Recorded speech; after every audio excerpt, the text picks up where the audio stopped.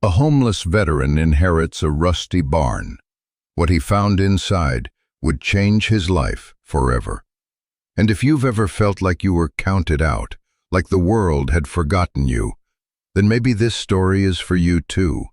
Stick around and let me know in the comments if it hits home, because these are the stories we need to share. The air in the transitional housing office smelled like stale coffee and quiet desperation. It was a smell I'd gotten used to over the last 6 months. It clung to the gray fabric of the cubicle walls and the worn-out polyester of the chairs. My discharge papers from the VA program sat on the corner of the desk, a neat little stack of manila folders that represented the end of the line. 18 months of service, a year of drifting, and 6 months of institutional grace. Now the grace had run out. I was 22 years old, and officially, I was on my own again. The caseworker, a tired man named Mr. Henderson, whose eyes had seen 1,000 guys just like me, slid a thin envelope across the desk. It wasn't one of theirs. The paper was thick, creamy, with an embossed return address in a city I hadn't thought about in years. "This came for you this morning," he said, his voice flat. "Registered mail. Had to sign for it." I picked it up. My name, Leo Marcus Thorne, was typed neatly on the front. Below it, the address of the VA center. It felt heavy, heavier than a single piece of paper had any right to be. For a second, I thought it was from the Army. Some final piece of bureaucracy I'd forgotten. A bill for a piece of gear I'd failed to turn in. But the return address was a law firm, Albright and Finch. I didn't know any lawyers. The people I knew didn't have lawyers, they had public defenders. Henderson cleared his throat, a signal that our time was up. He'd already given me the standard parting gift, a list of shelters, a $20 meal card, and a handshake that was meant to feel encouraging, but just felt like a dismissal. He'd done his job. I was no longer his problem. "Good luck out there, Thorne," he said, not quite meeting my eye. I nodded, pocketing the list I knew I wouldn't use, and the meal card that would last me a day if I was careful. The heavy envelope was still in my hand. I stood up, my rucksack feeling like it was filled with stones. It held everything I owned in the world: 2 changes of clothes, a worn paperback, my service medals in a small velvet box, and a faded photograph of my grandparents. That was it. The sum total of my life, packed into a faded olive drab bag. I walked out of the office and didn't look back.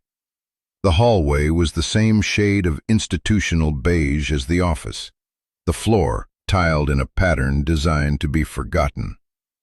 I could feel the finality of it, the closing of a door that, for all its misery, had at least been a roof.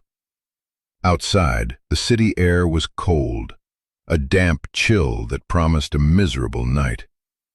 I found a bench at a bus stop, the plastic slick with morning dew, and sat down. My hands were shaking a little as I finally opened the envelope. Inside was a single, folded letter. The letterhead was the same as the envelope, crisp and professional. It was from a woman named Eleanor Albright, senior partner. The words were dense, full of legal terms I barely understood. Pursuant to the last will and testament of Arthur Thorne. I had to read the line 3 times before it sank in. Arthur Thorne, my grandfather. My heart did a strange, painful lurch in my chest. I hadn't heard from him in almost 5 years, not since Grandma Rose died. After the funeral, he'd just disappeared. He stopped answering my calls, and the one letter I sent came back stamped, "Return to sender." I'd assumed he wanted nothing to do with me. Another person leaving. It was a familiar story. I kept reading. The letter stated that my grandfather had passed away 2 months ago. 2 months. He'd been gone all that time, and I hadn't even known. The grief was a sudden, sharp punch to the gut, mixed with a bitter shot of anger. Why hadn't anyone told me? But then, who would have? I was listed as his next of kin, and I'd been bouncing between barracks, bases, and finally this VA program. A ghost in the system. The letter went on to inform me that my grandfather had left me his entire estate. I laughed, a short, harsh sound that drew a strange look from a woman waiting for the bus. His estate. That was a grand word for what I remembered. A tiny, rented house on the edge of a town that was barely a dot on the map. A man who wore flannel shirts until they frayed at the cuffs and fixed his own boots with glue. What estate? But there it was, in black and white. I was the sole beneficiary. The letter requested I contact Ms. Albright at my earliest convenience to discuss the disposition of the assets. It gave a phone number. My first instinct was to throw the letter away.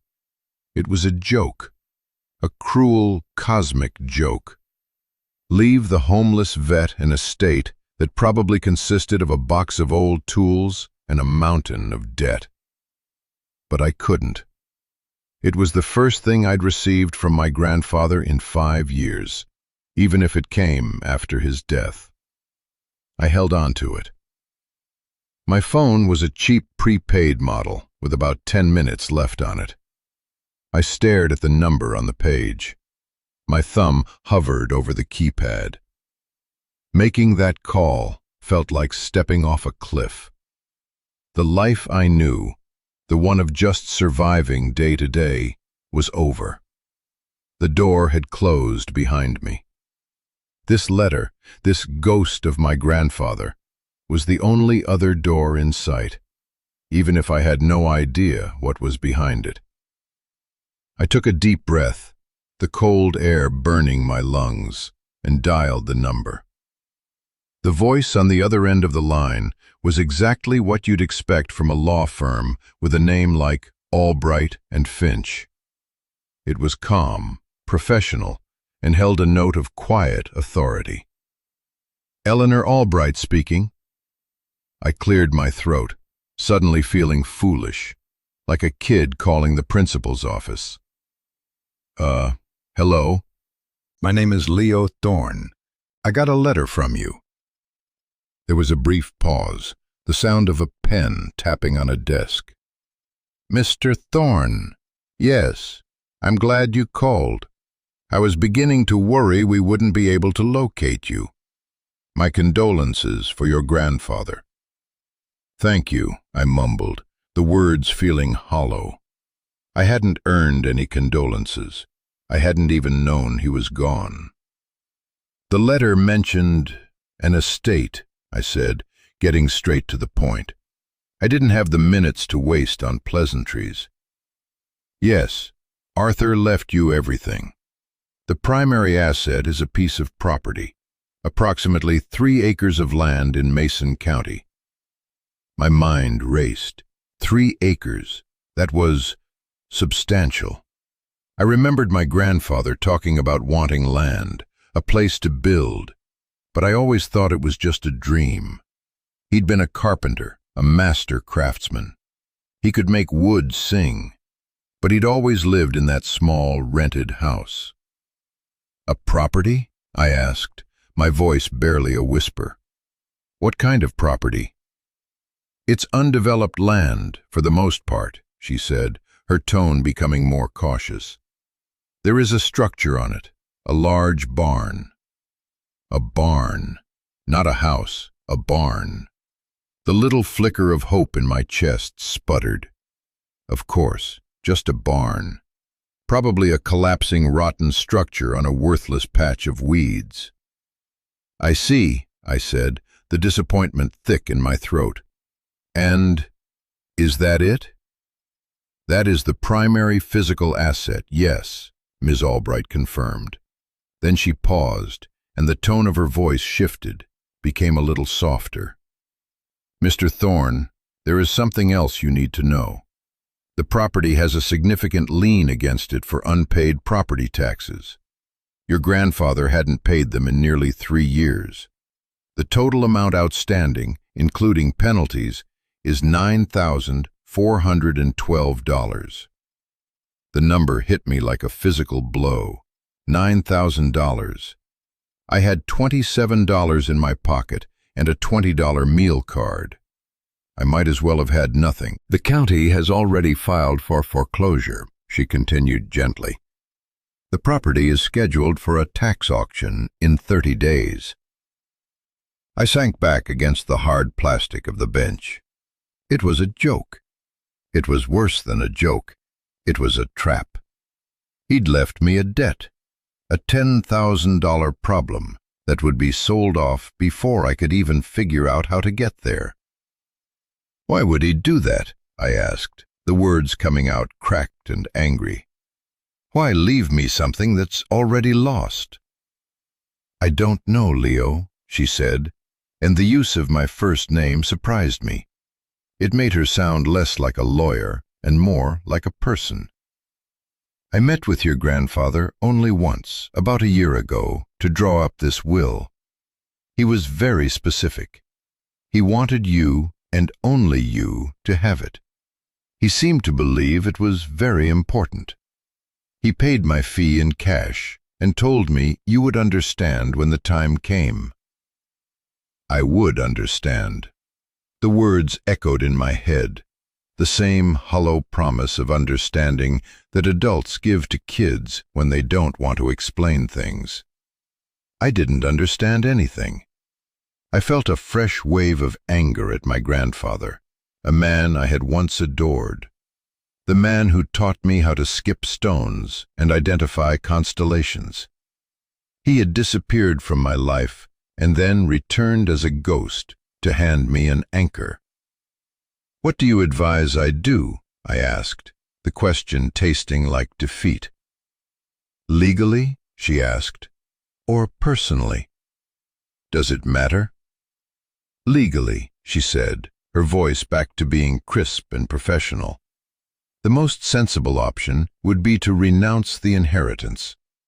You would sign a document, the estate would be declared insolvent, and the county would seize the property. You would walk away, free and clear. No debt, but also no asset. Walk away. It was the smart thing to do, the logical thing. I had no way to pay that debt. I had nowhere to live. Clinging to a fantasy about a rusty barn on some forgotten piece of land was a fool's errand. "And personally?" I asked, despite myself. There was another long pause. I could hear the faint sound of traffic through her office window.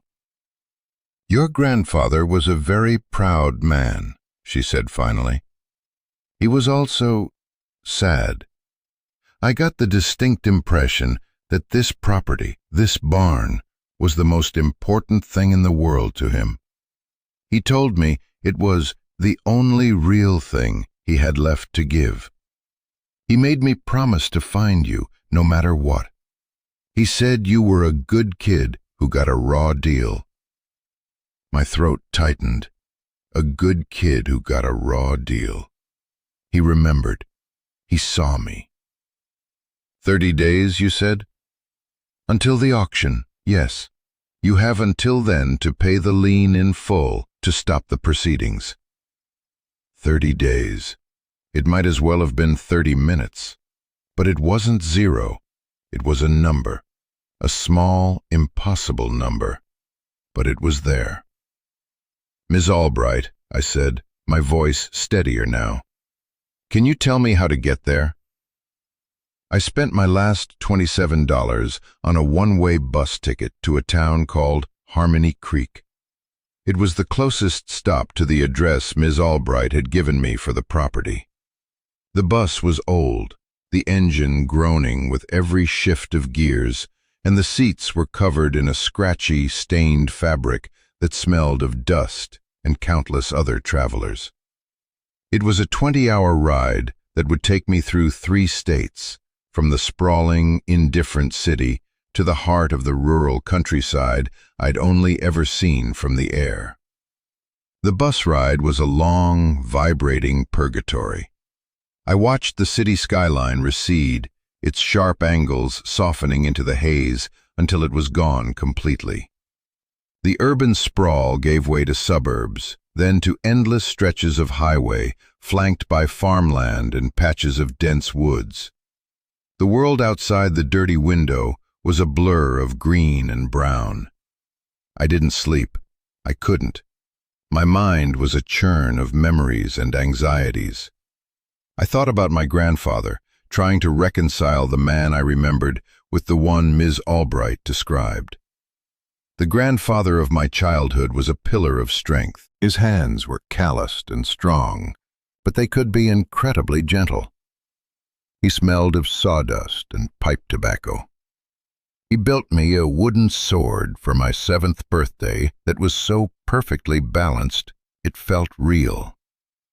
He would sit on the porch with Grandma Rose, his arm around her, and they would watch the sunset like it was the first one they'd ever seen. Their love was a quiet, steady thing, the foundation of my world back then. After my parents died in a car crash when I was 10, they were all I had. They took me in without a moment's hesitation. Their tiny house was filled with warmth and the smell of my grandmother's baking. For a few years, I had a home. Then Grandma Rose got sick. It was slow at first, then fast. I was a teenager, lost in my own world of angst and confusion, and I didn't understand the gravity of it. I just knew the house got quieter. The smell of baking was replaced by the sterile scent of medicine. My grandfather's shoulders seemed to stoop. He sold his truck, then his prized collection of antique woodworking tools. I didn't know why at the time. I just saw things disappearing. When she died, it was like the sun went out. The funeral was a gray, rain-soaked affair. I remember my grandfather standing by the grave, looking smaller than I had ever seen him. He didn't cry. He just stood there, like a statue carved from grief. A week later, he told me he was sending me to live with a cousin of my grandmother's. He said it would be better for me. He gave me $100 and put me on a bus. I thought it was temporary, but he never called. My letters went unanswered. The cousin's house was crowded, and I was just another mouth to feed. I felt like a ghost. When I turned 18, I joined the army. It seemed like the only way out, the only way to belong to something again. Now, staring out the bus window at the passing fields, I felt the old bitterness rising. He'd sent me away.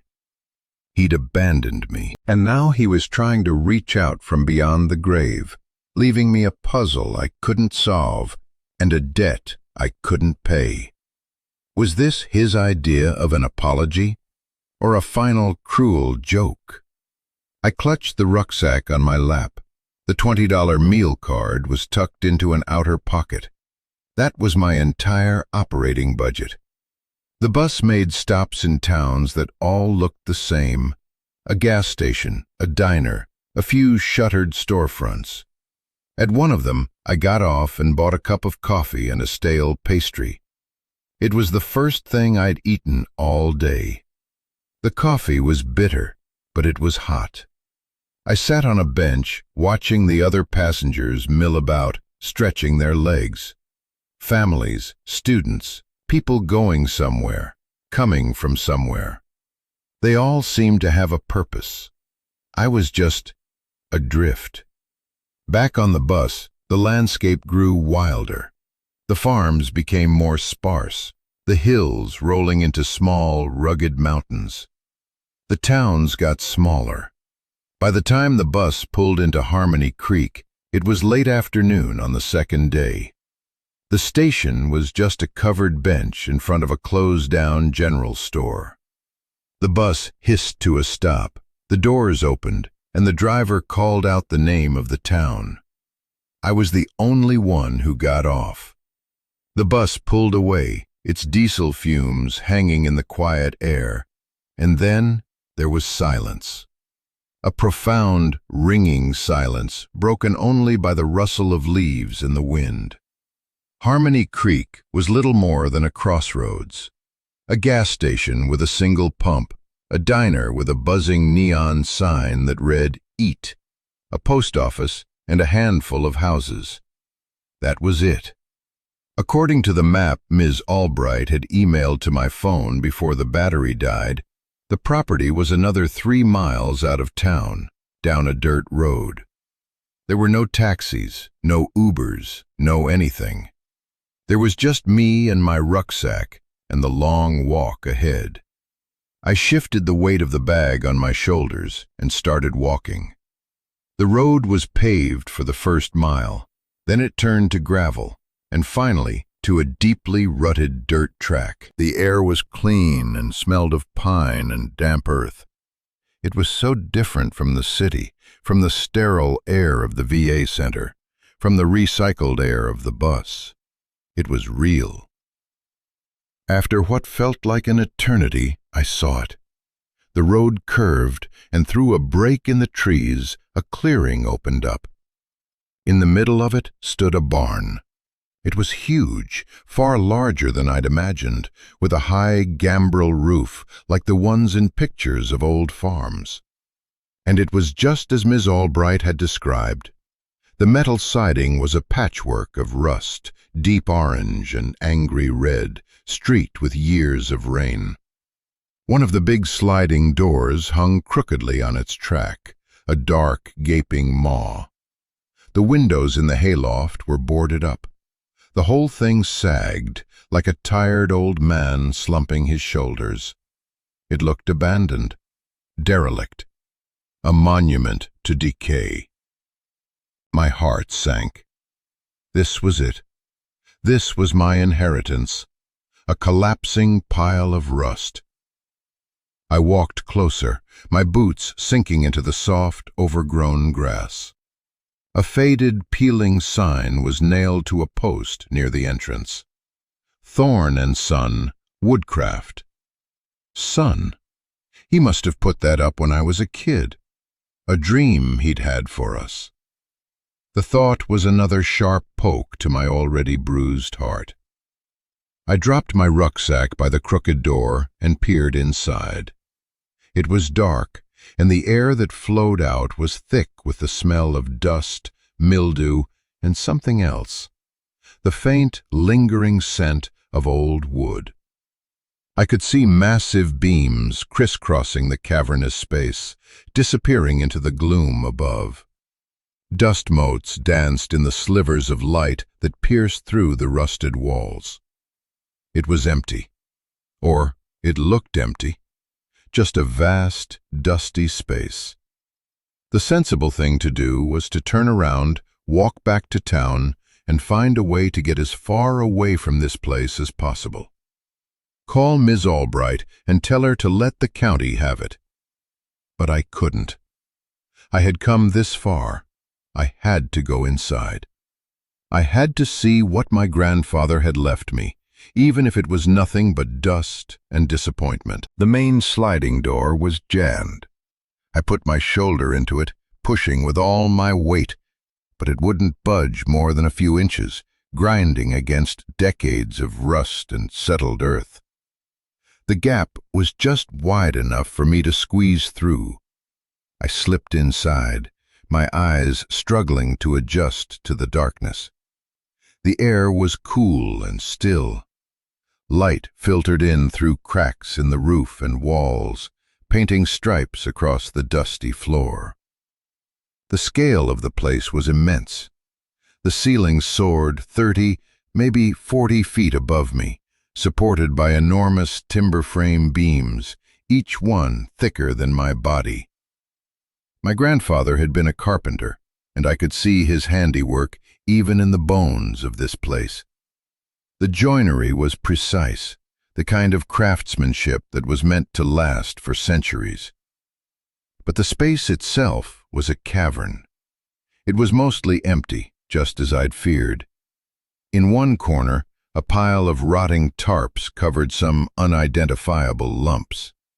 In another, an old, rusted-out tractor sat like the skeleton of some prehistoric beast.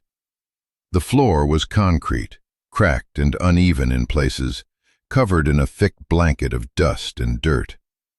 My boots left clear prints, the first sign of life this place had seen in a long, long time. I walked toward the center of the barn, my footsteps echoing in the vast silence. It felt like standing in a cathedral dedicated to failure. All this space, all this potential, left to rot. The anger at my grandfather flared again. What was the point of this? To build a monument to his own broken dreams, and then dump it on me? I kicked at a loose piece of debris, sending it skittering across the floor. The sound was small and unsatisfying. I made a slow circuit of the perimeter, running my hand along the cold, corrugated metal walls. I passed the defunct tractor, its tires long since flattened and cracked. I lifted a corner of one of the tarps. Underneath was a pile of rotted lumber, crawling with insects. I dropped it quickly. It was hopeless. There was nothing here, nothing but junk and decay and the crushing weight of a $10,000 debt. I was about to give up, to retreat back into the fading light of day and admit defeat, when I saw it. It was a small detail, something easily overlooked. On one of the massive wooden support posts near the back wall, there was a carving. It wasn't graffiti. It was deliberate, artful. It was a constellation. Ursa Minor, the little bear. I knew it instantly. My grandfather had taught it to me. "Find the North Star, Leo," he'd say, pointing to the sky. "It'll always help you find your way home." My fingers traced the familiar shape carved into the wood. The North Star, Polaris, was marked with a deeper gouge than the others. It was an old habit of his to leave a small personal mark on his work, a signature. As I ran my thumb over the carved star, I felt it, a slight give. It wasn't just a carving, it was a button. My heart started to pound, a slow, heavy rhythm in the silent barn. I pressed it, hard. For a moment, nothing happened. I felt a surge of disappointment, thinking I'd imagined it. Then I heard it, a low, grinding sound. It wasn't loud, but in the stillness, it was unmistakable. It came from the floor. I looked down. A section of the concrete floor near the base of the post was moving. A faint seam I hadn't noticed before widened, and a square of the floor, about 3 feet by 3 feet, began to lift, raised by some hidden mechanical contraption. It rose about a foot and then stopped with a soft click. My breath caught in my throat. I knelt down, my knees pressing into the dust. Beneath the raised section of floor was a dark, square hole. It was a hidden compartment, and nestled inside it, resting on a bed of what looked like clean, dry straw, was a metal box. It was an old Army surplus ammo can, painted olive drab, just like my rucksack. On the lid, stenciled in clean white letters, was a single word: Leo. My hands were trembling as I reached in and lifted it out. It was heavy, solid. I set it on the floor and stared at it. The latches were stiff, but I managed to pry them open. The lid creaked as I lifted it. The contents were packed neatly. On top was a thick, sealed envelope with my name written on it in my grandfather's familiar, steady script. Beneath it, I could see stacks of something wrapped in oilcloth, and tucked into the corner was a small, framed photograph. It was the one from their wedding day. My grandfather, young and handsome in a borrowed suit, looking at my grandmother like she was the only person in the universe. And she, radiant and smiling, looking right back at him. A wave of grief, so pure and overwhelming it buckled me, washed over me. This wasn't the act of a man who had forgotten. This was the act of a man who had remembered everything. I picked up the letter. The paper was thick and felt warm in my hands. With trembling fingers, I broke the seal.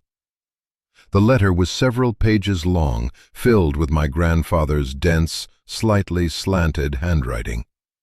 The ink was a dark, faded blue. I sat on the dusty concrete floor, the ammo box open beside me, and began to read. My dearest Leo, if you are reading this, then it means I am gone. And it means that against all odds, my letter found you. I pray that it did. There is so much I have to explain, and so little time to do it on paper. I hope you can find it in your heart to forgive an old man for his silence. These last few years have been difficult. After your grandmother passed, a part of me passed with her. The world lost its color. I know I failed you, son. I sent you away when you needed me most. I told myself it was for your own good, that I was no fit guardian for a young man lost in my own grief. But that was a lie I told myself to make my own weakness easier to bear. The truth is, I was ashamed, and I was broke. I had to stop reading for a moment. I looked at the photograph again, at their happy faces. Broke. My grandfather had been the most capable man I'd ever known. He could build a house from the ground up. How could he have been broke? I continued reading. Taking care of your grandmother at the end, it took everything. The doctors, the special care. Rose never wanted me to tell you. She didn't want you to worry. We sold the house, the one you grew up in. We sold my tools, my truck, everything of value. I'd have sold my own soul if it would have bought her one more comfortable day. I have never regretted it, not for a second. But when she was gone, I was left with nothing, just a handful of cash and a heart full of holes. I couldn't bear for you to see me like that, a failure in a tiny rented room. So I pushed you away. It was the greatest mistake of my life. I closed my eyes, the words blurring through a film of tears. The story I had told myself for 5 years, the story of his abandonment. It wasn't true. It was the opposite of true. It was a story of sacrifice. He hadn't pushed me away out of indifference.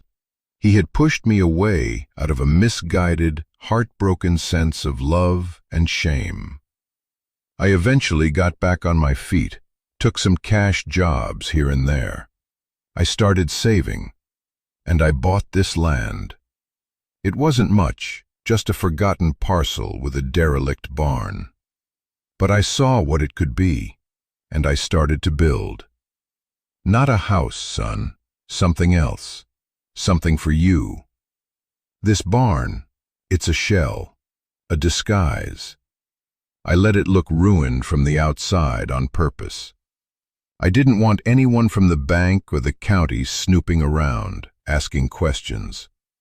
People see a pile of rust and they leave it alone. But inside is my real legacy, my apology, my gift to you. I know about the taxes. I'm sorry to have burdened you with it. I let them go unpaid intentionally. It's a complicated legal maneuver, but by letting the property fall into delinquency, it kept it off certain asset registers. It kept it safe from any old medical debts of your grandmother's that might have resurfaced. It was a gamble. I was gambling that I would have time to sort it out before the end. I lost that bet. But I didn't leave you empty-handed. I reached back into the ammo box. Beneath the letter were several bundles wrapped in oilcloth. I unwrapped the first one. It was a stack of cash, $100 bills bound with a rubber band. I unwrapped the next one, more cash, and the next. All told, there must have been $20,000 or $30,000 there.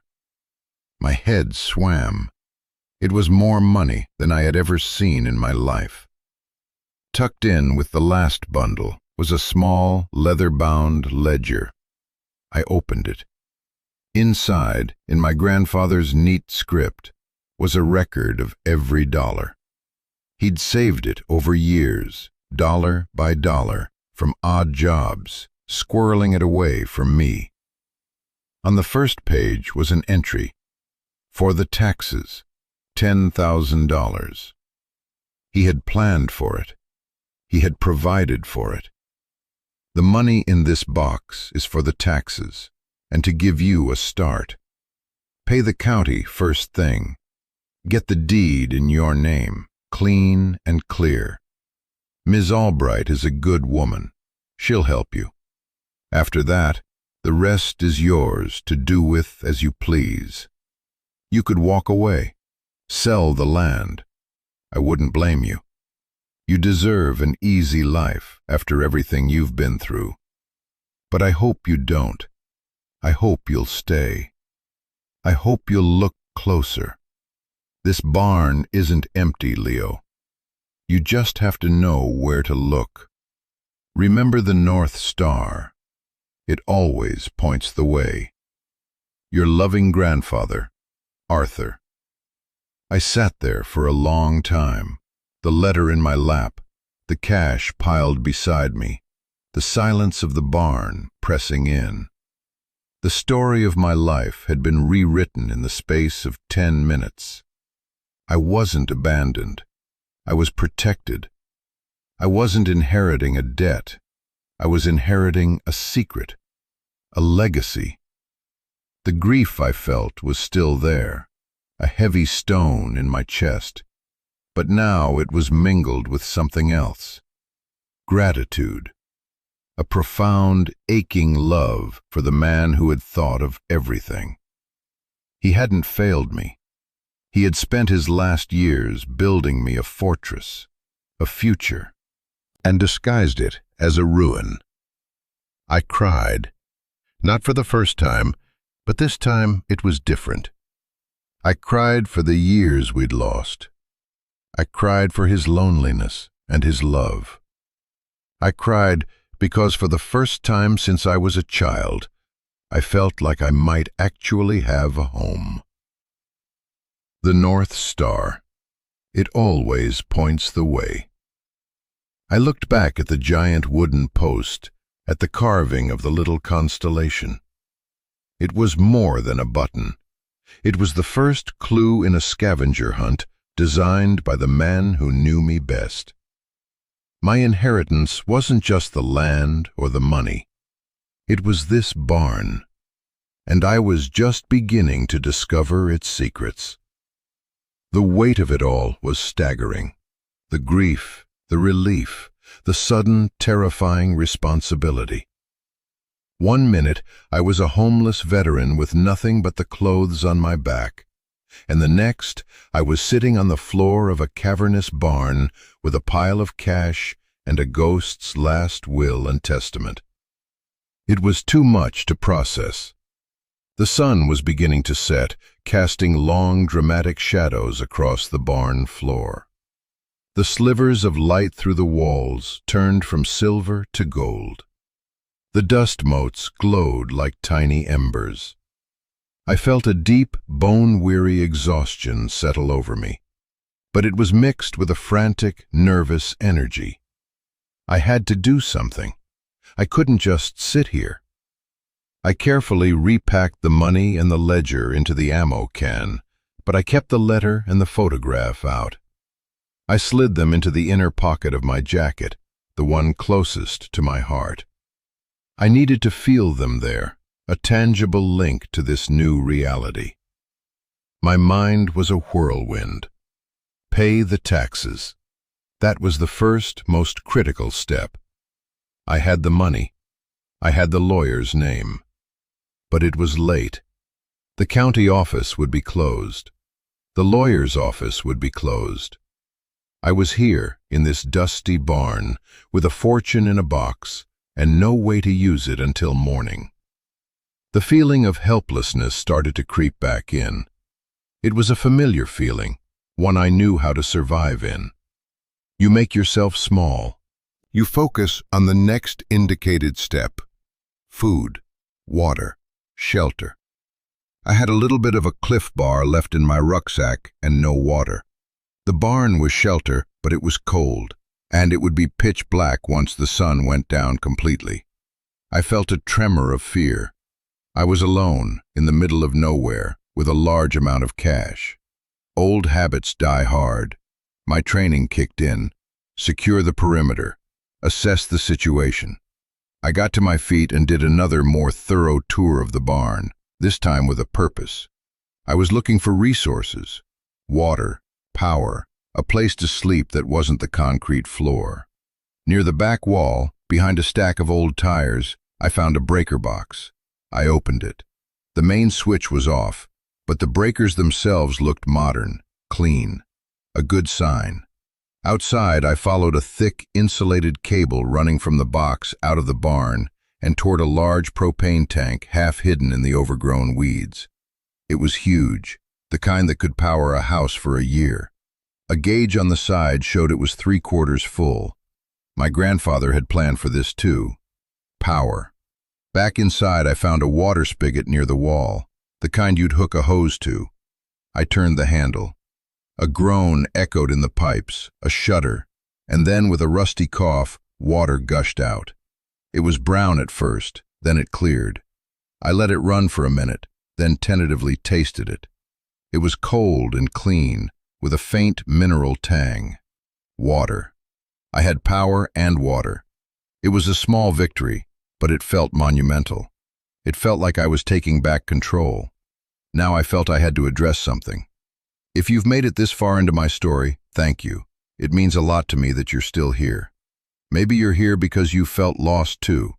Maybe you've been handed a situation that felt impossible, a burden you didn't ask for. I want you to know, you're not alone. Sometimes the things that look like curses, the things that look like collapsing rusty barns, are actually gifts in disguise. They're tests of our resolve. They're invitations to look closer, to find the hidden strength we didn't know we had. If this is resonating with you, if you've ever had to rebuild from nothing, I'd be honored if you'd hit that subscribe button and join our community here. We talk about real things here. And please, drop a comment below and tell me about a time you found an unexpected gift in a difficult situation. I read every single one. Your stories matter. Now let's get back to that barn. I found my rucksack where I'd left it by the door and brought it inside. The sun had finally dipped below the horizon, and the darkness inside the barn was becoming absolute. It was time to see if I could get the lights on. I went back to the breaker box, my heart pounding again. This felt like another test. I took a deep breath and threw the main switch. There was a loud, satisfying clunk that echoed through the entire structure. For a second, nothing. Then, with a hum, a string of industrial lights high up in the rafters flickered to life. One by one, they buzzed on, flooding the cavernous space with a bright, clean white light. And I saw it. I finally saw what my grandfather had built. The barn wasn't empty. It was the opposite of empty. What I had mistaken for shadows and junk were machines. A massive table saw, a planer, a jointer, a lathe. They were all there, arranged in a perfect, logical workshop layout. They weren't new, but they were classics. Heavy, cast-iron beasts from an era when things were built to last forever. They were covered in a thin layer of dust, but underneath, I could see they had been meticulously maintained. The tables were oiled, the blades sharp. This wasn't a collection of tools. This was a professional-grade woodworking shop. It was my grandfather's dream workshop, the one he'd had to sell off, rebuilt here in secret. Along one entire wall was a lumber rack, stacked neatly with gorgeous wood. Oak, walnut, cherry, maple. Bird's eye, tiger-striped, burled. It was a dragon's hoard of precious timber, worth a fortune in itself. And in the center of the workshop, on a massive workbench, was a project covered by a canvas dropcloth. It was the only thing that was deliberately concealed. I walked toward it, my boots echoing on the concrete. My hand hesitated for a moment before I took a corner of the cloth. I pulled it back. Underneath were 4 intricately carved cradle posts. They were made from a single stunning piece of cherry wood, the grain flowing like water. The carvings were of animals, a sleeping fox, a wise old owl, a soaring hawk. It was a cradle, an unfinished masterpiece. Taped to one of the posts was a small folded note. I recognized the handwriting instantly. For my first great-grandchild. I had to brace myself against the workbench, my legs suddenly weak. He hadn't just been building a workshop. He had been building a future for a family he hoped I would one day have. This wasn't just about me. It was about generations. The weight of his hope, his faith in me, was both terrifying and beautiful. I stood there, under the bright lights, in the center of this secret sanctuary, and I made a choice. I wasn't going to sell. I wasn't going to walk away. This place wasn't a burden. It was a gift. It was a home. And I was going to fight for it. I was going to finish what he started. The choice settled in my bones, a quiet, solid certainty that pushed out the fear and confusion. I was staying. This was mine. My first act as the new custodian of my grandfather's legacy was a simple one. I started to clean. I found a push broom leaning against the wall, its bristles stiff but intact. I started in one corner and worked my way out, pushing years of accumulated dust and debris into a large pile. It was mindless, physical work, and it felt good. With every sweep of the broom, I felt like I was clearing not just the floor, but my own head. The dust was the old story, the story of abandonment and neglect. The clean concrete underneath was the new one, the truth. As I worked, I explored the space with new eyes. I ran my hands over the cold iron of the machines. I breathed in the rich, complex smell of the stacked lumber. I discovered little details everywhere. A shelf of neatly organized hand tools, chisels, planes, and saws, all perfectly sharpened. A cabinet full of finishing oils and waxes. A drafting table with rolls of blueprints for furniture. Tables, chairs, bookcases. It was a complete world, a self-contained universe of creation. I worked for hours, fueled by a strange energy. I wasn't tired anymore. I was wired. I was alive. I swept the entire floor, the pile of dust growing to the size of a small car. Then I took my rucksack and unpacked my few belongings onto a clean section of the workbench. My 2 shirts, my spare pants, the small box with my medals. It wasn't much, but setting them out here, in this space, felt like an act of claiming it. It felt like moving in. Sometime after midnight, I found a small cot folded up behind the lumber rack. It was old, military issue, just like the ones I'd slept on in the barracks. My grandfather must have used it when he was working late. I set it up in a clear corner, using my rucksack as a pillow. I lay down, fully clothed, and stared up at the high, beamed ceiling. The lights hummed. The barn was silent around me. For the first time in years, I felt safe. The next morning, I woke up stiff and cold, but clear-headed. My first priority was the taxes. I found the ledger and took out the $10,000 my grandfather had set aside. I folded it carefully and put it in my jacket pocket. The weight of it was a constant, reassuring pressure against my ribs. I had no car, so I walked the 3 miles back into town. The morning was crisp and bright. The world felt new. The diner was open. The eat sign was off, and a hand-painted sign in the window said, Harmony Creek Cafe. I went inside. It was a classic small-town spot. A long counter with spinning stools, a few vinyl-covered booths, and the smell of bacon and coffee in the air.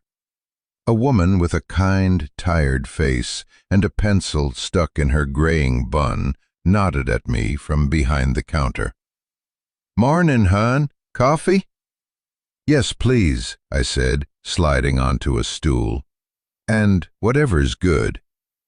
She poured me a mug of thick black coffee and served me a massive plate of eggs, bacon, sausage, and toast a few minutes later. I ate like a man who hadn't seen real food in days, which was more or less the truth. The woman, whose name tag read Brenda, watched me with a knowing, maternal eye. "You're new," she said. It wasn't a question. "Just got into town," I said between bites. "Inherited a piece of property, the old Thorn place." Brenda's expression softened. "Arthur's grandson? We heard he passed. I'm so sorry. He was a good man, quiet, came in here for coffee every morning for years. We all missed him when he stopped coming." "He built a workshop," I said, not wanting to reveal too much. "A barn." "That old rusty thing?" she said, raising an eyebrow. "He spent a lot of time out there. Folks around here thought he was a little eccentric, especially after Rose died." She refilled my coffee. "A man from some company came by a few weeks ago asking about that land. A developer. Said they were looking to build luxury cabins. Offered to buy me out, too." My stomach tightened. The developer. "Did he say who he worked for?" "Mountain Ridge Estates, or something like that," Brenda said, wiping down the counter. "Slick fella in a suit. Didn't trust him. He looked at our town like it was just a pile of money waiting to be picked up." I paid for my breakfast with a 20 from my pocket, leaving a generous tip. Brenda pointed me in the direction of the county clerk's office, a small brick building next to the post office. I walked in, my heart pounding. A clerk who looked bored with life pointed me to a window marked Tax Liens. I stepped up, took a deep breath, and laid the stacks of cash on the counter. "I'm here to pay the outstanding taxes on the Thorn property," I said. The clerk's eyes widened at the sight of the money. She spent the next 20 minutes typing, stamping, and counting. Finally, she slid a receipt across the counter. Paid in full. It was the most beautiful thing I'd ever read. "The foreclosure auction is canceled," she said, her voice devoid of any emotion.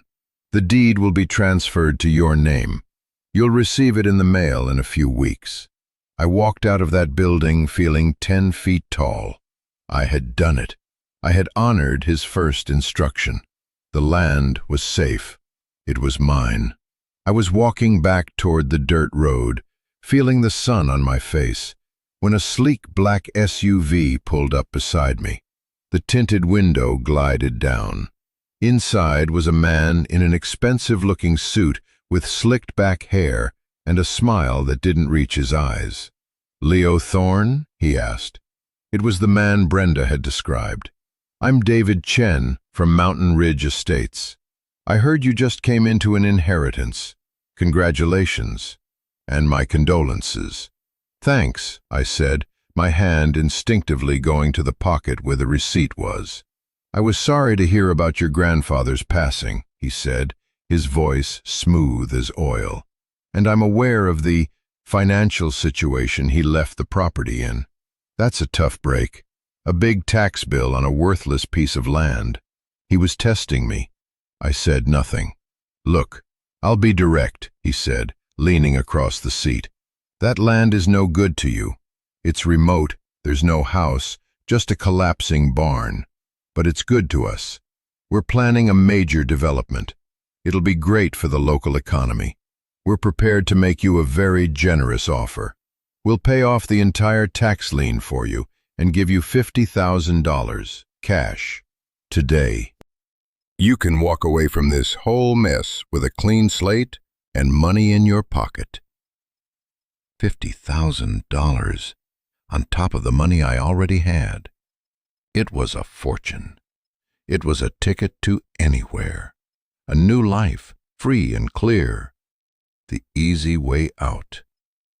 He was offering me the exact thing my grandfather had said I could take. I looked at his slick, predatory smile. I thought of Brenda in the diner, and the way he'd looked at her town. I thought of the cradle on the workbench. I thought of the sign that said Thorne and Son. "No, thank you," I said. Chen's smile faltered for a fraction of a second. "I don't think you understand, son. That's a one-time offer. The county is going to take that land in a few weeks. This is your only chance to get anything out of it." "I already paid the taxes," I said, my voice quiet but firm. "The land is mine, and it's not for sale." I held up the receipt. His eyes flickered down to it, and for the first time the mask of civility dropped. A flash of pure, venomous anger crossed his face before he smoothed it over again. He stared at me for a long moment. "You're making a big mistake," he said, his voice cold. The window glided up. The SUV sped off, kicking up a cloud of dust. I stood there, my heart hammering, but I wasn't scared. I was angry, and I was determined. This was my home, and I was ready for a fight. The encounter with Chen lit a fire under me. It was one thing to decide to stay, to honor my grandfather's memory. It was another to have that decision challenged, to have someone try to take it away from me. The threat made it real. It made it a fight. When I got back to the barn, the place looked different again. It wasn't just a sanctuary anymore. It was a fortress. It was my ground to defend. I spent the rest of the day in a flurry of activity. I found a small fridge and a hot plate tucked away in a corner, both in perfect working order. I walked back into town and bought groceries: bread, eggs, cheese, coffee. Carrying the bags back, I felt a sense of purpose I hadn't felt in years. I was providing for myself. I was building a life, one small grocery run at a time. That evening, after a simple meal of scrambled eggs and toast cooked on the hot plate, I turned my attention back to the barn itself. My grandfather's letter had said to look closer, that the North Star always points the way. The hidden compartment with the money was the first secret, but his words implied there were more. I went back to the workbench, to the unfinished cradle. The craftsmanship was breathtaking.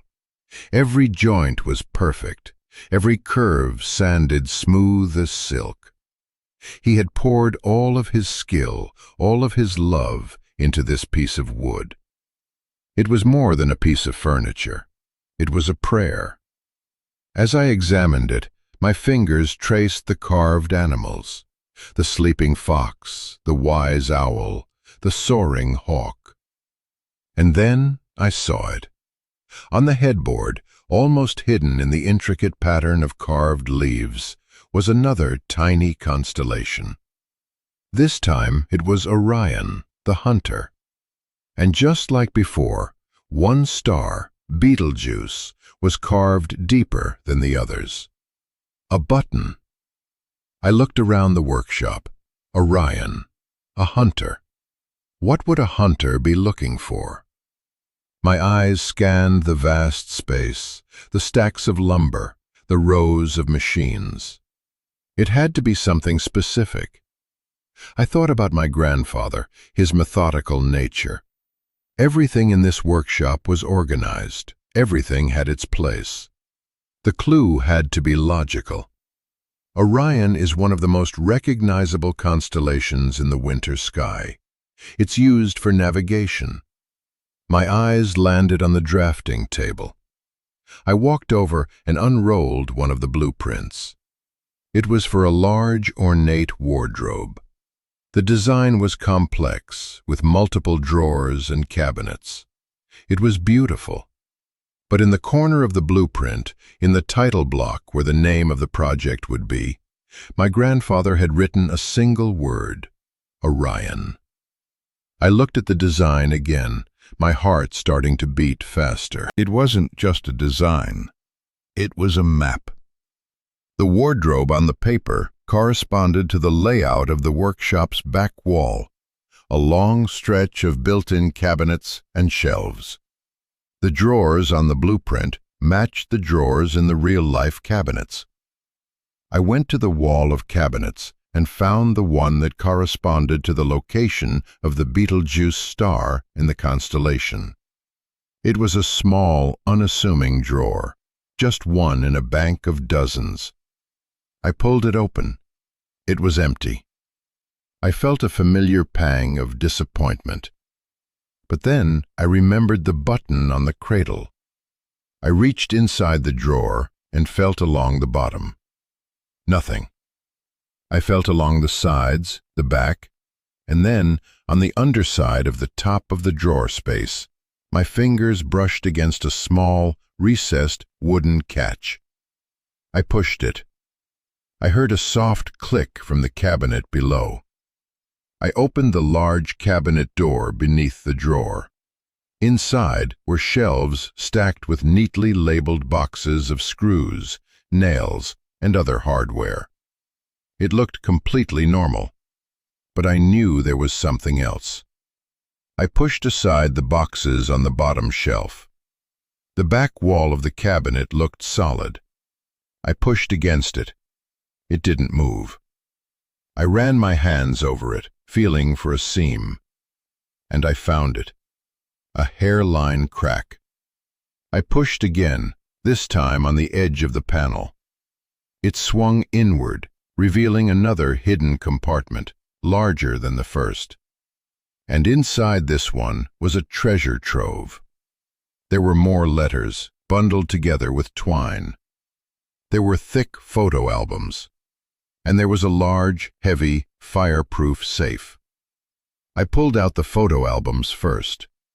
I sat on the floor and opened the first one. It was my entire childhood. Me as a baby in my grandmother's arms. Me on my grandfather's shoulders at a county fair. Me with that wooden sword he made me, a look of fierce determination on my face. Page after page of memories I thought were lost forever. He had saved them all. The second album was harder to look at. It chronicled my grandmother's illness. There were pictures of her in the garden, looking frail but still smiling. pictures of my grandfather reading to her by her bedside. The last photo was of her hand holding his. I had to close the book. The grief was too raw. Finally, I turned to the letters. These were different from the first one. They weren't addressed to me. They were a journal, my grandfather's journal, written over the last few years of his life. I opened the first entry. October 12th. Started work on the main support beams today. The wood is good. Douglas fir, straight and true. It feels good to be building again. It feels like I'm putting something back together, even as everything else has fallen apart. I think of Leo. I hope he's okay. The silence between us is a weight I carry every day. I read for hours. The journal told the full story. It detailed the construction of the barn, every beam, every joint. It detailed his pain and his loneliness after my grandmother died. It was filled with his worries for me, his regrets. He wrote about seeing me in my army uniform in a photo a relative had sent him, how proud and how scared he was for me. He wrote about his decision to create this legacy, this secret place for me. And he wrote about the safe. June 4th. The safe is installed. It holds the last of it, the real story. The papers that prove what we did, Rose and I. The truth is a dangerous thing, but it's the only thing that's real. Leo will need to be strong to handle it, but I know he is. I've always known it. The safe. It was a combination lock, a standard 3-number dial. There was no combination written in the journal. I stared at the metal box, the final piece of the puzzle. It had to be here. The clue had to be in what I had already found. I thought back. The North Star, Orion. What was the third clue? I looked around the workshop, at the cradle, at the blueprints. Nothing. I picked up the first letter again, the one that had been in the ammo box. I reread the last line. Remember the North Star. It always points the way. It was a clue, but also a statement of purpose. I picked up the wedding photograph, my grandfather and grandmother, frozen in a moment of pure joy. The date was stamped on the back. June 8th, 1978. 6/8/78. My hand trembled as I reached for the dial on the safe. Could it be that simple? A date that important to him? I turned the dial. Right to 6, left past 6 to 8, right to 78. I pulled the handle. It didn't move. Of course it wasn't that simple. It was too obvious. I sat back, frustrated. I thought about my grandfather. He was a craftsman, a builder. He thought in terms of measurements, angles, numbers that had meaning in the physical world. The date was emotional. What was practical? What was foundational? I looked at the cradle again, the unfinished project, the gift for the future. The wood was cherry. The design was... I looked at the blueprint for the Orion wardrobe. In the title block next to the name was a project number, 33-15-52, a standard project number. Or was it? I went back to the safe. I took a deep breath. Right to 33, left past 33 to 15, right to 52. I grabbed the handle, my heart in my throat. I pulled. With a heavy, satisfying thud, the bolts retracted. The door swung open. Inside was not money. It was a stack of legal documents bound in ribbon. And on top of the stack was one more letter, in one last sealed envelope. This one just said, "The truth." I knew with a certainty that chilled me to the bone that whatever was in this envelope, whatever was in these documents, was the real reason he had built this fortress. It wasn't just about a workshop or a future for me. It was about the past. And it was about to change everything, all over again. I carried the final letter and the stack of documents over to the workbench. The bright, clean light of the workshop suddenly felt clinical, like an operating theater. I felt like I was about to perform surgery on my own past. My hands were steady as I broke the seal on the envelope marked "The Truth." The letter inside was shorter than the others, his handwriting more urgent, as if he knew he was running out of time. "Leo, if you've made it this far, you are stronger than I ever was. I'm proud of you. What you are about to read will be difficult to understand. It will make you question everything, especially the memory of your grandmother. Please, try to read it with an open heart. Rose was the love of my life.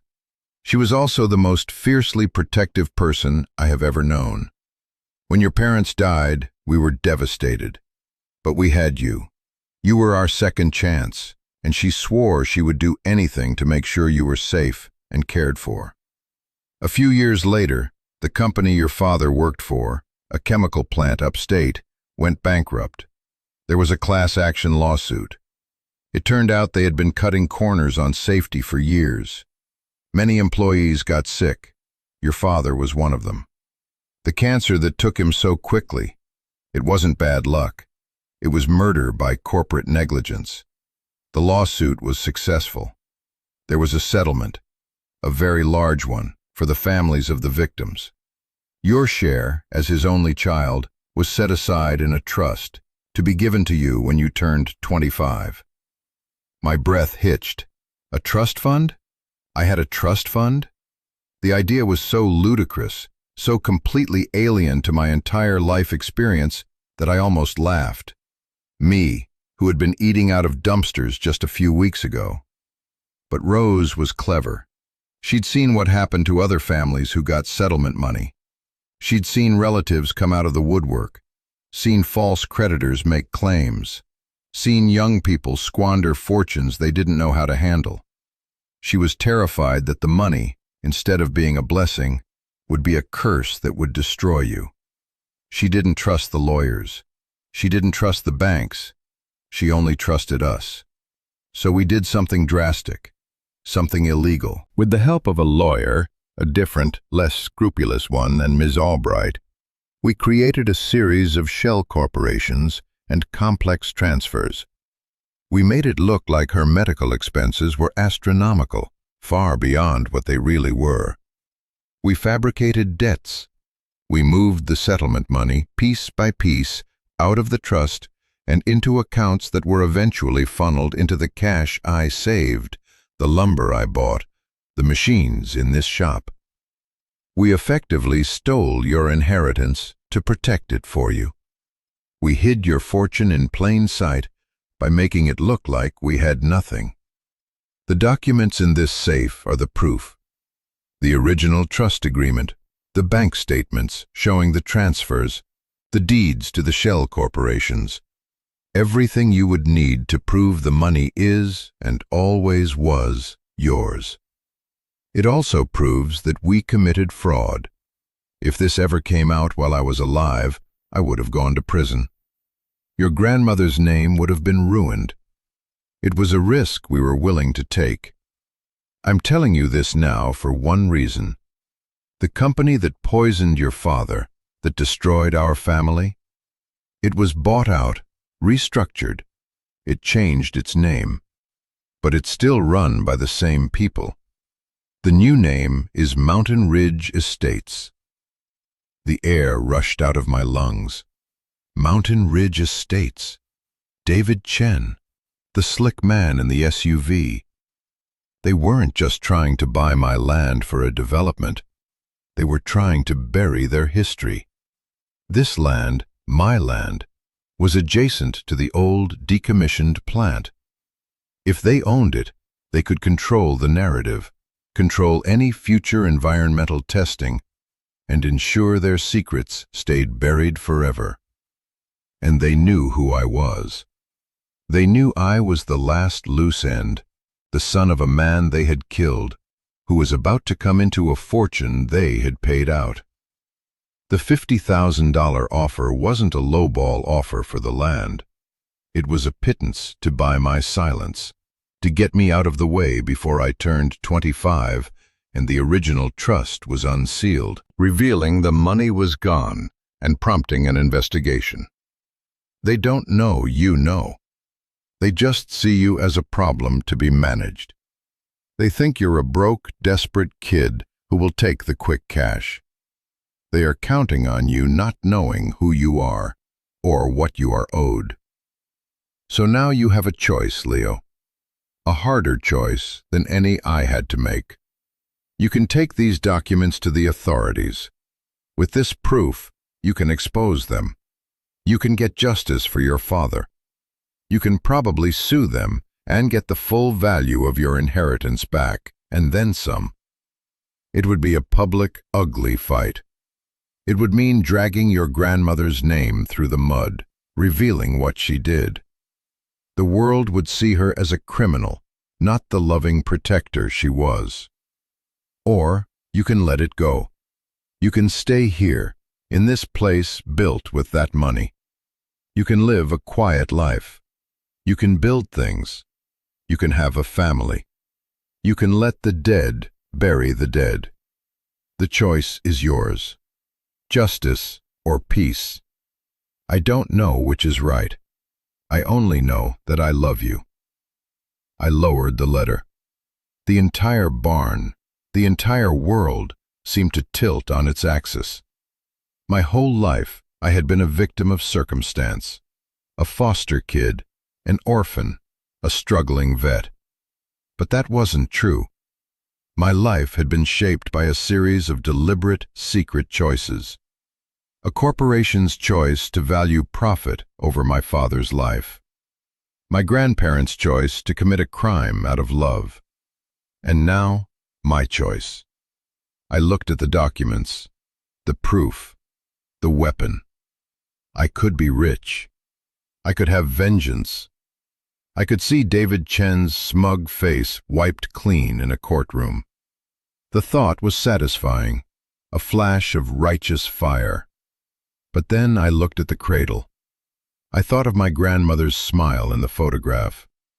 Her legacy wasn't fraud. Her legacy was this place. Her legacy was me, safe and whole. To get justice for my father, I would have to destroy the reputation of the woman who had tried to save me.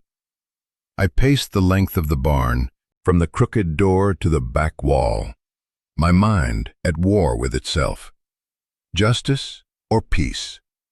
What would my father have wanted? What would my grandfather, who had wrestled with this his whole life, have wanted me to do? He said he didn't know which was right. He left it to me.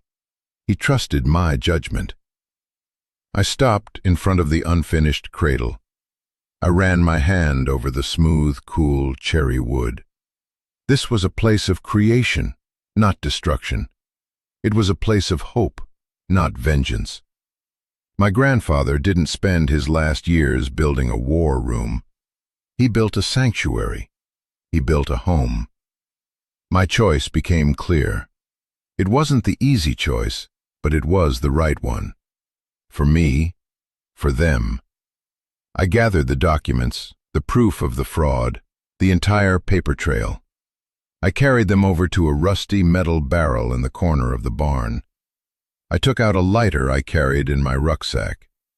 For a long moment, I hesitated. This was it, the point of no return.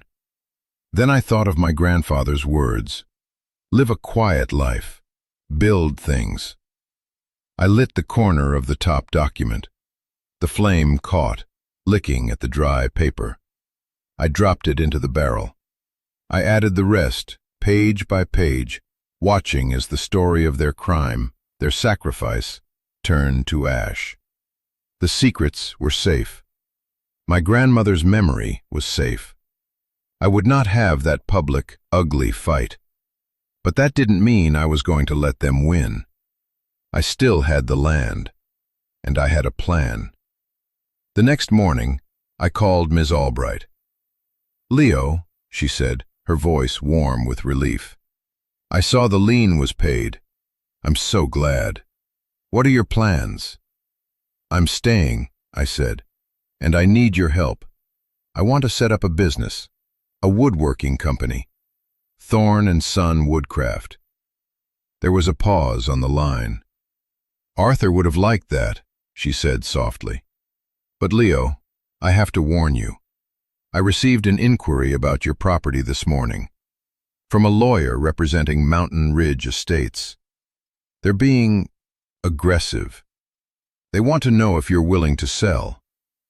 I'm not, I said, but I do want to send them a message. Can you draft a letter for me? Inform them that the Thorn property is not for sale at any price.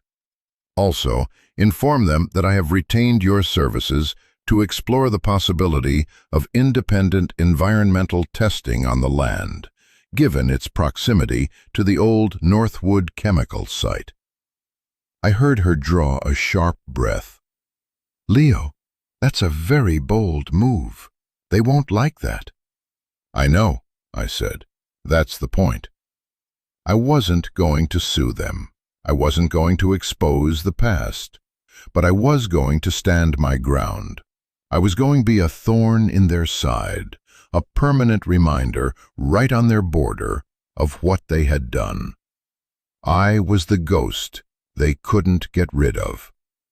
The weeks that followed were the hardest and best of my life. I worked from sunup to sundown in the barn. I cleaned and tuned every machine. I read my grandfather's books on joinery and design. I started with simple projects, learning the feel of the tools, the character of the wood. And then I turned back to the cradle. I spent a month finishing it. I carved the final details, sanded every surface to a flawless finish, and applied coat after coat of hand-rubbed oil. When it was done, it glowed. It was a perfect thing, a vessel of hope. Ms. Albright helped me file the paperwork for the business. The threat of environmental testing had worked. Mountain Ridge Estates went silent. They didn't want anyone digging in the dirt, literally or figuratively. They left me alone. I started taking on small commissions from the town. A bookcase for Brenda at the diner. A new sign for the post office. My grandfather's name still meant something in this town, and his grandson, working from the same mysterious barn, was a curiosity that brought people to my door. The work was steady, the life was quiet, just as he'd hoped. One day, a young woman who had just moved to town to be the new veterinarian stopped by. She'd heard I did custom work and wanted a new examination table for her clinic. Her name was Clara. We talked for an hour about wood and animals and dreams. I invited her to stay for coffee. I've lived here for 5 years now. Thorn and Son Woodcraft is a thriving business. I ship furniture all over the country. The barn is no longer a secret. It's my home, my workshop, my sanctuary. The black SUV from Mountain Ridge Estates sometimes sits at the end of my road, just watching. They're still there, a reminder, but they have no power over me. The cradle sits in the corner of the small, comfortable apartment I built for myself inside the barn's loft. It's waiting. My life isn't the one I ever imagined. It's better. It was forged in loss and secrecy, but it was built on a foundation of incredible love. My grandfather left me more than a barn, more than a workshop.